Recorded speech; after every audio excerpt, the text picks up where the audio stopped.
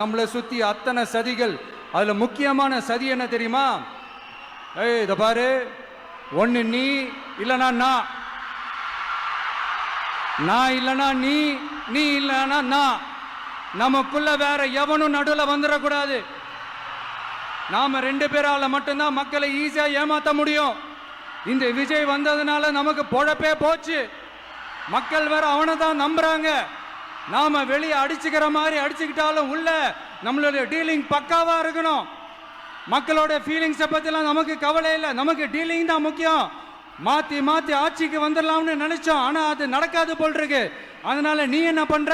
எஸ்ஓபின்னு போட்டு ஒரு பக்கம் அவனை தடுத்துரு, இன்னொரு பக்கம் அவன் மேல பழி போட்டு நானும் தடுத்துறேன். என்ன ஓகேவா? டீலிங் ஓகேவா?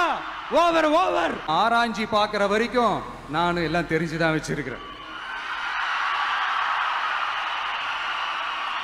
ஒருத்தன் சைலண்டா இருக்கான், அமைதியா இருக்கான்னா உடனே அவனுக்கு எதுவுமே தெரியாதுன்னு நினைச்சிடாதீங்க.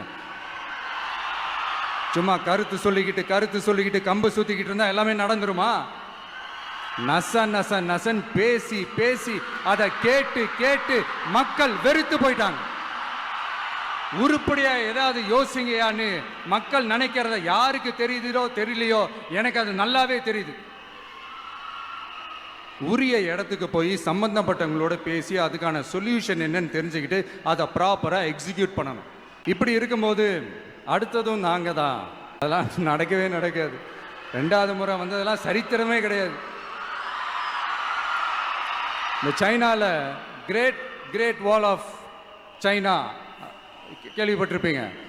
அதோடைய நீளத்தை விட பெரிய டாஸ்க் இது. ஆனானப்பட்ட அவங்க அப்பாவாலே முடியல.